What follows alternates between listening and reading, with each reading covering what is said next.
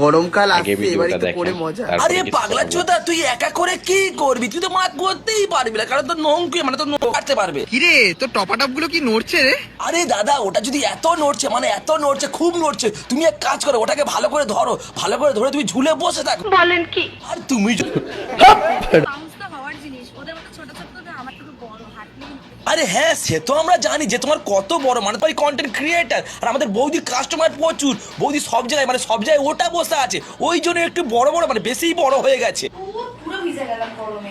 যা সালা, আসলে এদের ফ্যাক্টরি থেকে নিয়ে দুধ বার করতে গিয়ে সব মানুষের গায়ে কত পড়ে গেল, roasting এখন করে, কি হবে? ঠিক আছে, ব্যবসায় তো এদের লস লজ্জা হয়ে হবে গেল। তো। আরে তোকে দেখে আমার তো এমনি নর্মালি এদেরকে ভিজে চিন্তা গেছে। করা পারেন যে পাগলা এদের চোদা, তোর কি লজ্জা একটা হবে কবে? ফেলবার কোনো টাইম নেই নাকি? দেখছিস বৌদির গায়ে পড়ে গেছে, আর সেটা দেখে তোরও পড়ে গেছে, তুই কি পুরো গান্ডু আছিস নাকি? ভাই আপনিই বলেন, আমি আর কি বলবো।